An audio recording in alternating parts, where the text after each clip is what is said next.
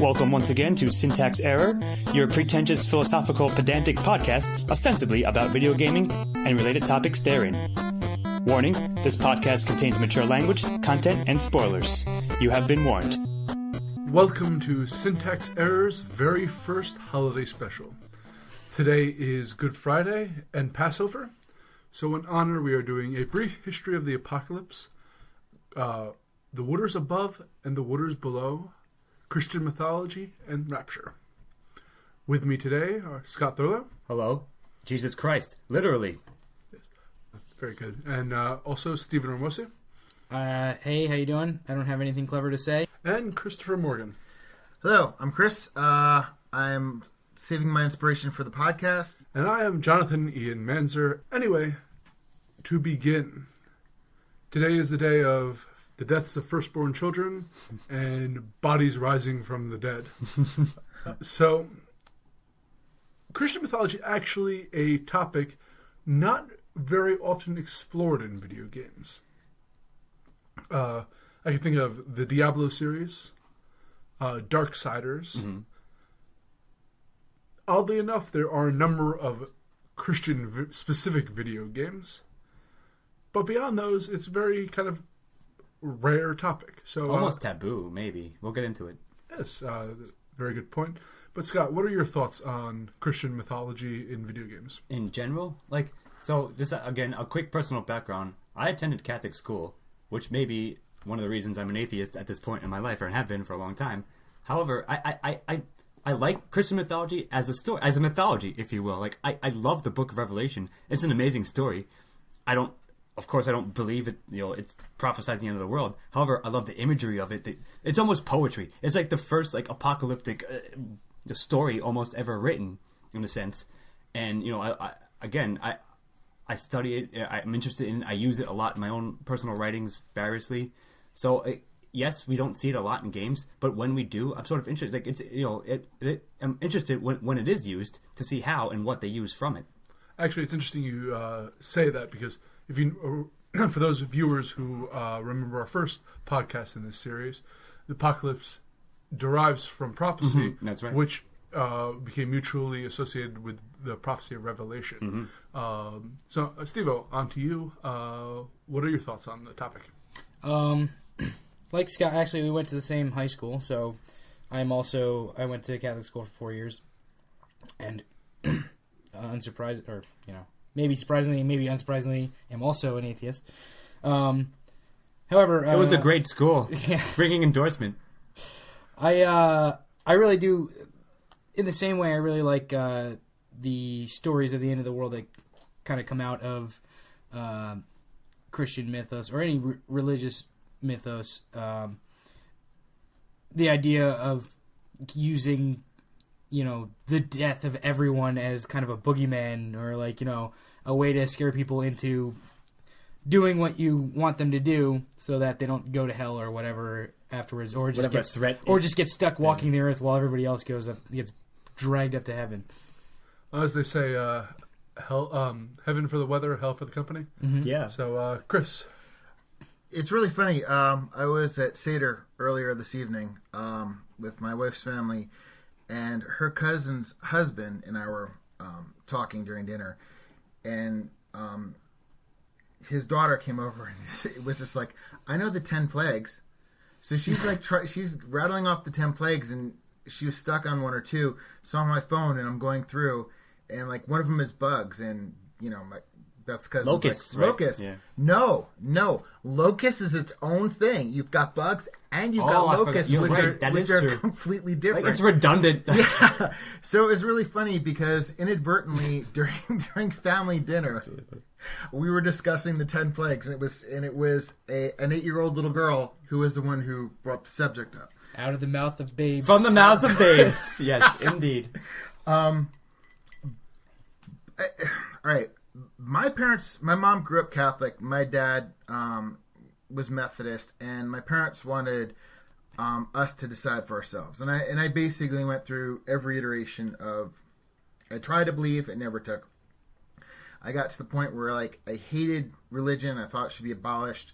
I went to college and took a religion class, and now I'm kind of all right, within reason. Like, all right, when we're talking Christian mythology, for the most part, we're talking Old Testament, which technically isn't Christianity because that predates Christ. That's a good point. And most of that's derived from Babylonian, Mesopotamian mythology. I mean, you like Noah, the story of Noah and the flood. That's an apocalyptic tale. That was the whole point of the flood. But that's derived from, as we all know, Utnapishtim. It's like the Epic of Gilgamesh thing. Like, Yeah, they but ripped it off, kind of, in parts of it at least. Yeah, Which but that is it from was a the mythology. Epic of Gilgamesh. Yeah, It was a mythology Utnapishtim. that existed before that, and they sort of used it as a template, which I think we'll get into. Yeah, Go on. Or Utnapishtim. So what I finally came to is, I'm an atheist. I don't believe in any deity or deities. I've been very careful about saying that because, like, as an atheist, as somebody who's a-religious, I know people who believe in God or a God and don't belong to a religion. And I know people who belong to a religion but question the existence of God, but, are part of their religion for the community and so forth. Mm-hmm. I'm making that point, clear since everybody kind of went on to their religious pasts. But as far as, what was your initial question before I got onto all this backstory? Christian mythology in video games, and just a general impression of that before we go on to deeper topics. With for any video game that I've played, there's been no direct. You haven't played one that had it? There's been no direct, but okay. as we discussed with Halo, and we'll discuss later, the idea of the flood, that this being's all-consuming. I mean, if you go to Dead Space, what happened with the cult? That there are aspects of religion in a lot of games that we play, including like the Bethesda games are a really good point, or a really good example.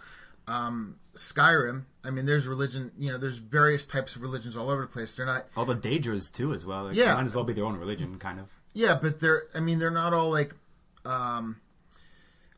they're all not an analogy for Christianity. Right, there's North, there's Norse, there's pagan. So in terms of a direct religious game, I've never really played anything except for something like, say, that's historic, like Red Dead, where there is, because of the time period, there actually did come a point in time, and I think it was more in Undead Nightmare, but one of the general store owner was anti-Semitic. And that was a good comment. I agree. But real quick, like, to bring it back to Christian mythology real quick, speaking of Undead Nightmare, you could find, as a side quest, you could capture the 4 horses of the apocalypse. That's right. Those they have different ability. Like, I think the war horse set like people on fire and shit. Like, it was pestilence. They used that directly as a thing in it.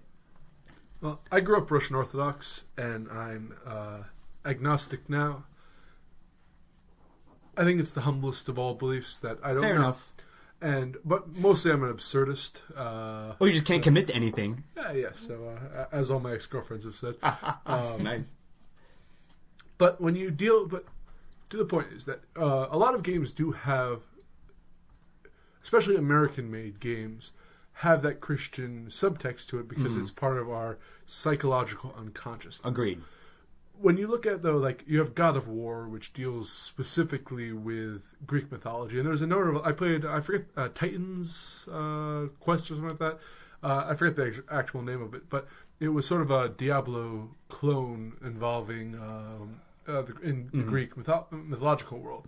So there's direct references to there. I can't think of any off the top of my head, but I'm sure there's ones there to are many the others. pagan, to the Norse mythology. Real quickly, you saw me. We were doing testing our Twitch stream, which will be available eventually. But I was playing a game called Apotheon, which is filtered through Greek. Yes, it even looked like it was the style of the game is like a Greek pottery, or like what's it called? Ian? You know what it is? The Greco Grecian urns. Yes, that's how the game. Like that's what the art style was, and I believe I just started playing it. Yes, but I believe it is filtered also through Greek mythology in somewhat same sense of God of War, same thing. But they're using that as their setup and their framework. But I was talking to you. You said earlier that a lot of the Christianity is based off of Babylonian, but our modern day conceptualization of Christianity was heavily influenced through Renaissance Italy, and specifically where they combined ancient Greek belief with Christianity. I think one of the great examples, and also a game I played, is Dante's Inferno. I've both read. I read the I think Longfellow translation of it. One of the great American poets did a. There are probably thousands of translations of that. And I played the game as well, which was a translation. It certainly was a translation. But I think that if you're dealing with, aside from dealing like the NES Christian games, which dealt with, which they did, were clones of other NES games. Like they did one where it was a Wolfenstein 3D clone, where you're on Noah's Ark. Yeah. They had another which like a Mario clone when you're like Joseph, like so like aside from those, Dante's Inferno was the most capturing the true spirit of pure Christian mythology. Sure.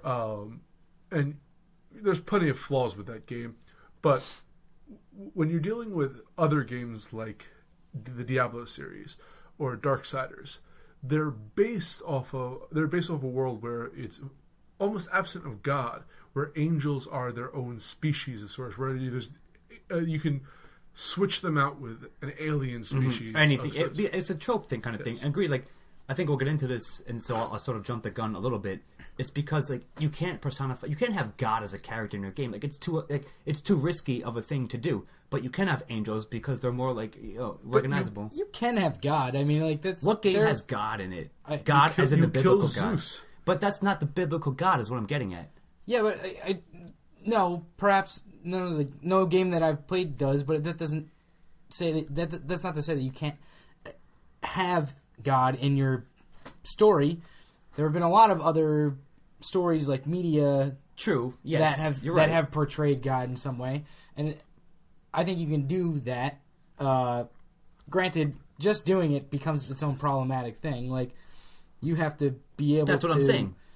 I mean, it's tough to do, of course, to do right and to do well, or at all. Like, typically, that's the risk they're going to take. You can't do that because go ahead, Chris. Well, I was going to say the reason you can do it with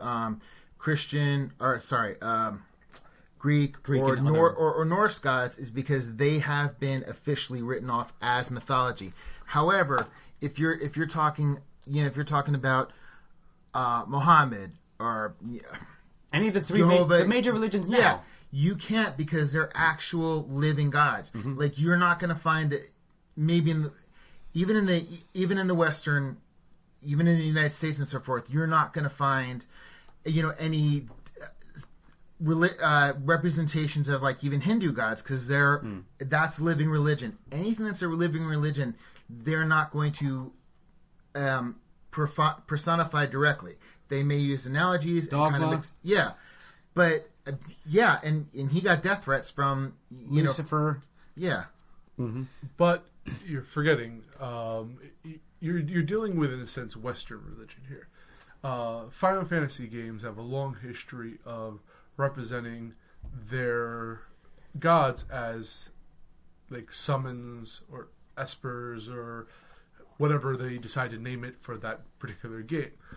So you have currently worshipped God. You have Shiva as a common summon in Final Fantasy games, and that's a currently practiced religion, and everyone seems fine with it. Yes, but sort of Final Fantasy, like, it's kind of a weird example of, like, they can get away with that because they're already in their own fantasy world. Like, so it's as if, like, it could be almost any other magical, like, you could summon a dragon or whatever other crazy shit was. So, like, yes, they're using that, but it's not like they're not making a comment upon it, really. Like, but did they vilify Shiva, though? But you can't ever summon God, in those games. Exactly. When you're summoning... You're summoning a god. But that's a god that already has a personification, like a form. Like it's in a hierarchy of gods. The thing is, you could summon a burning bush.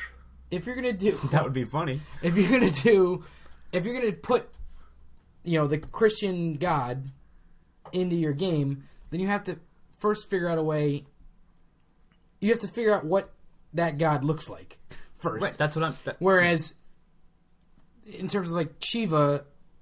that's already something that's already a god that's been It's been depicted in art, yeah. But I think, I think that because it's foreign to us, we're more willing to accept that as. I agree with that. Maybe. I agree with that. But going to your point previously, that they just opened up a temple of the worship of Odin and Thor in Iceland, first one in thousands of years.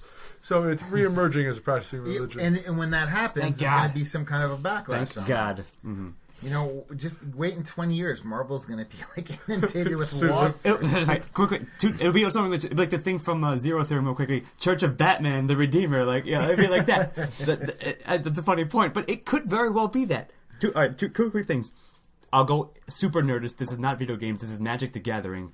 There was a card called Wrath of God, in which they somewhat a glowing face overlooks a battlefield of dead bodies, and if you know Magic, it kills everything in play essentially. So they depicted it, they used it. God was capitalized, etc. Another quick thing in Zelda. So we're saying in the first Zelda game, when you burn the bush for secrets, it could have been God speaking. You're like, hey, get out of the way, God, I need to get to the stairwell or whatever.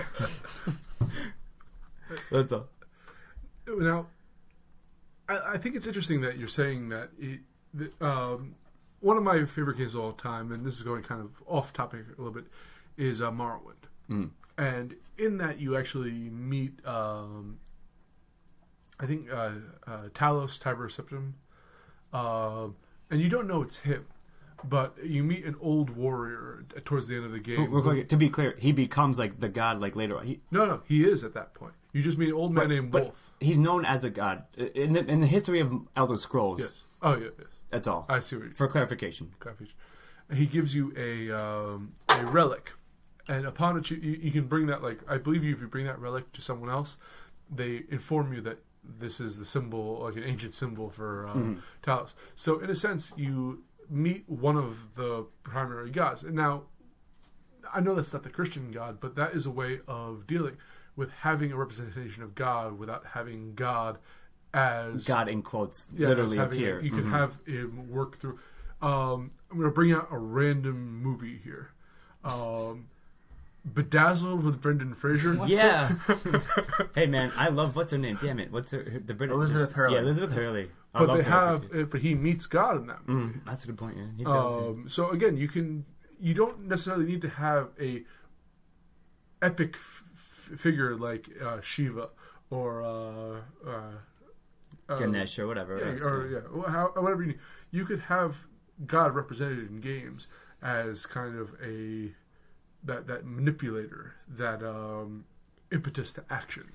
Well, the funny thing is when you're talking Greek gods, Norse gods, Hindu gods, every one of the gods has a character. So, if you're going to say vilify a god, you're going to vilify one that's known as the Destroyer. Very good point. Yeah, I'm not going to. I can't remember exactly everybody's name, so I'm just going to be very vague about this, so I don't sound ignorant. But that's one thing, though. It's you can, if a god's already got a character, living or something that's been globally classified as mythology, if they've got that character, portraying that character in a story in a video game, you could probably get away with. But, globally classified? Are you referencing programming there? Yeah, in a way, yeah, because. Social programming. Right, I mean, because listeners right now, we're talking about Christian mythology. And for clarity, as I said before, a lot of quote-unquote Christians, I'm looking at you, right wing, they speak of Christ, but really they're quoting Old Testament shit. I mean, what they're quoting from is the same book that's also the Torah and is also the Quran. And they're sitting here talking about, you got a gospel of Christ and so forth. But when they condemn people, they're not condemning him in the name of Christ because Christ didn't do that. Now, I do not believe Christ was the Son of God. But I believe Christ was a man, and I believe Christ was like Gandhi. He's a nice guy, sure. He's just not God. Yeah, but the thing is, he would be, to me, like Martin Luther King or Gandhi. Somebody who was deeply spiritual, who taught certain lessons. But his story was told through an oral tradition for like 1,000 years before it was ever written down. So he may have been hundreds of years, maybe not thousands, but all right, a hundreds generation or so. Yeah. I'm sorry, I don't mean to nitpick you there, but No. I'm thinking about in terms of when we had movable type. sure. Okay. Until like more than just a select few could read it. And even after movable type, there have been King Henry VIII. When it had The King James version. the King James version, Lutheranism. They've all manipulated the word. So it is very possible. I read a really excellent book called Lamb by Christopher Moore, and he went over the 18 years that's missing from Christ's. Right. Yeah. Which I And think it was we're going to bring really, up later. which is really, really interesting because he traveled a lot and he got a lot of different perspectives, got different philosophies, held on to his faith. But it would make sense based on Christ's teachings, that he would be more worldly. I mean, some Buddhists consider Christ, A Buddha. A Buddha. Considers him a Buddha. So when we're, so like I said, Christian mythology, true Christian mythology, to us might be because we don't see Christ as Son of God. And so that's us questioning it, but really, when we're talking mythology, it's Old Testament stuff that it is being corrupted. Which, like I said, Christian, or at least misinterpreted, if not corrupted. Well, no. What I'm saying is they're corrupting. The Christians are like saying, "Oh, we believe in Christ, the Savior," blah blah blah blah blah blah. But they quote the Old Testament, as I said before. Well, when you're dealing, though, you're really, and I'm a firm believer of this, you're dealing with, especially Catholics, with Greco-Roman history there. That the concept of hell existed in the Bible, but it was not fleshed out to what we consider hell to be until, like, Dante Dante's, came along, which was a representation of Hades. In fact, a lot of, he developed most of his, not from the Christian religion, but from the old Greek myths there. And that's why I feel that you say that it's difficult to portray God, the Yahweh, in a video game. But I think it would be even far more difficult to portray Jesus Christ. Could you imagine him as a quest giver? No. I could. That'd be hilarious. I want to see that, but no one's ever going to do it. Actually, I think that'd be really cool. To be honest with you, I think that would be really, really cool. Well, actually, there's I tried playing this, downloading it, but it tried to give me a virus on my computer. There's a Left Behind series out there that they do. That's right. You told me about that. Yeah. We all wanted to, and then you said it was going to be a virus, so we didn't do it. I believe the third one was Left Behind Antichrist. Left Behind 3 Antichrist, yes. And it was actually criticized for trying to incite religious wars. But this is the perversion they have. It's like Catholicism has been criticized for saint worship, which goes into the different aspects of polytheism. It was the iconoclast stuff that came up, like maybe the Byzantine Empire, etc. Yeah. So again, that's why I feel that when you deal with Christian mythology, they remove the element of God and Jesus from it and take the concept of angels and lesser demons, yes. stuff like that. Well, surrounding beings. I was going to say the reason hell is so much more fleshed out is because it served two purposes. It would get people in because it was population control. I mean, because there's no real militia, there was no real any kind of police force. What kept people in line was the threat of hell. Threat of hell. Sure. But also because you need the carrot as well as the stick. Hell can't have one without the other. Yeah, but damnation kind of became like medieval reality television because you'd go to church, because they're going to tell you you're going to heaven, but hey, guess who's going to hell? And let me tell you what's going to happen when they go to hell. Let me depict them, let me depict demons with big noses because it's an anti-Semitic stereotype. It's a caricature. Yeah, but that's why hell is so much more fleshed out because it served a number of purposes, and every one of those purposes kept the population in control and kept them coming every Sunday to church or whenever. I took a history of religion class once, and they discussed in depth the psychology behind primal afterlives. And you had, like, the Egyptian afterlife was actually a pretty pleasant place because Egypt was generally a stable environment and everyone was pretty happy. Yeah. So they didn't need the concept of, like, damnation because life was pleasurable. They thought that death was a continuation of That's a that very good life. point. You had ancient Sumeria, which had, I believe everyone went to a muck, like, afterlife there because they dealt with the unpredictability of floods, the Tiger and the Euphrates, and life was generally short-lived and difficult. So they felt that their afterlife was an extension of their miserable lives on Earth. So I think it's interesting when you see the development of again, when you deal with heaven and hell, you're dealing with Hades and the Elysian fields. Right. You're dealing with... They're the same thing, essentially, Yes, more or it's less. that the righteous... Now, granted, our values changed because in Greek it was heroes, people who died defending the Greek... The land. Yes. Yeah. Went to the Elysian fields. Now, it's the people who we identify as virtuous. What I forget the Greek term, like arte or something like that, which is the Greek ideal of virtue. We have our own. We have our, or Christians have their own ideal of virtue, and that's what they get into heaven. And it's an interesting psychology of the Greeks were a civilization that was pretty well founded, but had its difficulties. So they wanted to develop their divide, just as America Upon does. that, yeah, sure. So, like, I got a couple of things to bring up. I try to keep them all sort of in line. The heaven versus hell thing, you said, like, you know, the threat of damnation, or if you do this, you're going to hell. Like, you guys, I think we're all sort of familiar with this.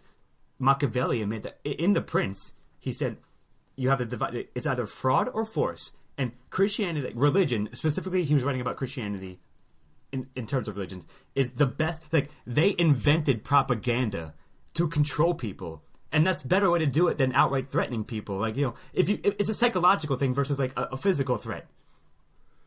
It's interesting. And it's so much more effective, as it was his point, I think. You read Dragonlance as a kid, right, Scott? A little bit, not a lot. A couple of them, yeah. Did any of you ever read? No. They have a story in there where these gods really were benefiting the society and made everyone happy, everyone living long lives and content. And the people didn't need the gods anymore, so they forgot and stopped worshiping them, and the gods smited their entire civilization. But that brings you to the point that you can't use religion as a propaganda unless people feel that they have some connection to this afterlife. That's why it's like I said, like sort of like the best way to manipulate them if you can, you know, hook them on it in a sense. But I want to bring back something a little bit earlier, like the personification of capital G God. Like, that's hard, you know, almost impossible perhaps, because of the concept that God represents as a whole. You know, how do you depict omnipotence in, like, a piece of art? But you can depict Jesus because it's, you know, I would say it's likely possible that a person named Jesus existed. Again, filtered through a cynicism kind of view. He was the first, one of the first cult leaders, kind of. He was a cult leader, essentially, but Christianity became a cult, and one of the biggest cults ever to exist to this day. He was a doomsday prophet. Yeah, exactly. You're right. To bring it all back. Yeah, around. to tie it into exactly. Again, for sure, check out the our podcast. We talk about that, but I believe that it's an important aspect of it because it's an effective thing to to use if you're trying to preach a message. If you preach the end of the world, again, because of humanity, like, people latch onto that more easily, perhaps, than versus another message. So, you know, I don't know. He was the best cult leader ever. And he most certainly was not white and did not have blue eyes. Yeah, I am saying that definitively. That is like a historical fact, but people don't like to think about it. Well, because as much the reason they say, like, if he did exist, he wasn't a white heir. Yeah, but the thing is, it's commonly said that, like, you know, God created man in his own image. When it's like, well, no, not really, because we created God in our own image. Sure. People don't like to think that, but that... Yeah, but whoever the dominant culture is at the time, whoever's writing the book is going to dictate, you know, what that deity looks like. Whoever is drawing the depiction of that at the time is going to get credited for, you know, it's just like... It'll be equated with that automatically. Yeah. Two things. One serious, one not. So I'll start with serious. I actually read a fascinating article talking about how different, since the death of Jesus, how different civilizations have depicted him, and how he's grown in a sense. Again, going back to the Renaissance, the first picture of Jesus as a white male with long flowing hair was because it was the Renaissance ideal A style. Right. of Yeah. men. And then now it's slightly changed to the more like blue Aryan kind of things. That's the American kind of ideal. Got a beard. Yes. But it's a all clean good- cut beard. As you all know? good Yeah, Americans Maybe not. have, yeah. Like, if you saw a picture of Jesus and didn't know who it was, you'd be like, "That's some homeless random guy." Like, sometimes you could say that. Like, that's how art sometimes depicts him. He could have if he was a time traveler, Yeah, but- and that would explain most of his. All right. Maybe, Well, but- that would. But wasn't he homeless anyways? Anyway, like, anyway, go ahead. Well, I wanted to bring this kind of back to the video game aspect since we kind of took a long. We took a detour, route but all around right, let's to, bring it back. Go ahead. Also, Apocalypse. This. But the idea of to make a more interesting narrative, you can't have pure good versus pure evil. Because that's boring. Yeah, agreed. So again, going back to the idea of Lucifer, which linguistically means light bringer. It was a translation for Venus, and that somehow became synonymous with Satan and all that. But nonetheless, that concept of him being prideful that has translated into a lot of It's filtered through a lot video of stuff. game Yeah. angels now. The angels in the Diablo series are all very like haughty, Yeah. look down upon humans, which again goes to Milton's view of angels in Paradise Lost. You have Darksiders. You have to kill angels at a point because they're I forget the whole plot. They're fucking line up, of or that. like it switches like midway through or something like that, where like the angels are like it's the rug pull kind of thing, or like the big bad is the good is really the bad, etc. Like, But if you had these pure good versus there would be no drama, like, yeah, in a there sense. would be a terrible narrative. So it's interesting that they attach these known kind of cliches, tropes, to what we've classically, what writers have classically made angels to be, and now using that That's in a good modern narrative. Agreed. I don't know if this really counts or not. Did you guys ever play Devil May Cry? I think some of you may play. I some played the of them. first one. I played a little So bit like of it. it's not quite Christian mythology, but it's like a weird like they're stealing bits and pieces from it in a sense. Like you're half a devil and your father was a devil, and like we should like I neglected to mention this in the betrayal episode in Empathy Part 2. But you get betrayed by a close friend of yours within at least the first one, I believe, or two maybe. But you know it's filtered through. It's like a war between demons and angels or whatever it is, and yeah, so like it's sort of like almost an, if you will, an Easter basket in which you can pick and choose what aspects and what little things you're going to throw into your narrative. If you're not outright using every Christian mythology thing ever, right, but a lot of things do that. You know, like sure, but games too, of course, other mediums. right. I actually have a question for you, previously religious folk. Where do the cardinal sins and the cardinal virtues originate? I don't remember if they even taught it. I'm sure they did teach us that. What do you mean? It's from the original? Ten Commandments, I think. Like you know what I mean? Like I can like see it, but, murder is a like, cardinal sin. When was it codified in I Christianity? really don't It know. was probably one of the. I don't remember, in fact, fully, at least. I didn't pay very much attention in What the religion hell are they class. called? They had a bunch of meetings, like big. Oh, the meetings. Vatican councils. Or Yeah, whatever, yeah. it was probably a council, It had a- like one yeah. of the like It Venice was. councils. You're or right. It something. was. Like, It was back. It was definitely in like the Middle Ages, like Renaissance. that's where they did a lot of like. That's where they. That's where they. Ecumenical councils. Yeah, that's what I think that's what I'm thinking of. But like that's where they basically cemented what the Catholic dogma was, and like things like that. So they're probably a little bit different in depending on your flavor of Christianity too. Yeah, it was arbitrarily decided, and that's the whole thing. Like the Lutheran thing, like the Protestant movement, etc. Like they're like, no, we agree with most of your shit, but not quite all of it. So we're starting our own version of Catholicism, Right. like Christianity. Well, but when you deal with the depiction of angels and demons in modern day stories, you tend to have the angels not only having the pride aspect, but they're aspects of the cardinal virtues. So you'll have the angel of justice. That's right, You'll have yeah. the angel of Right. Mercy. wisdom or whatever, mercy. You brought up Magic the Gathering. That was often used. It was they used it a lot in that. So sure. they seem to take those two cliches to build our characterization of like what the Christian angel hierarchy is, and the same thing with the devils. The devils tend to either be like brutes or tricksters. Mm-hmm. Again, the two classical in religion sins. And then they take the secondary sins where you have gluttons, where you have pride. Mm-hmm. You know, again, and that very much comes from Dante. Agreed. It's all filtered through a lot of things like that. So, like, I think there's two things I want to bring up. Is like, if you can't depict God because he's so far removed from like what it would be, it's easier to depict angels because they're more anthropomorphic in that sense. So like you can like right. It's more easy to get like to have a relationship with them in that sense. And you just mentioned something. Dragon Age Inquisition, or all the Dragon Ages, like the Fade things, like the demons in the Fade are personifications of. There's a pride demon, there's a lust demon, and all that stuff. Like they use that sort of in their mythology of their own made up mythology, but using it from real mythology. I think you'd be surprised if you actually went in and looked how much this kind of, even though there's not direct references, that subconscious like Christian ideal flows in and out. Yeah. Goes throughout all of our everything. Agreed. Yeah, I mean, there's a lot of that, and like we were talking about earlier, a lot of times, stories or plots or whatever will just pick and choose parts of the Bible or parts of Dante or Milton or like whoever that the classical Christian that they think are cool, and put for lack of a better better way to say it. And just drop them into their stories because, those are good ways to tell a story.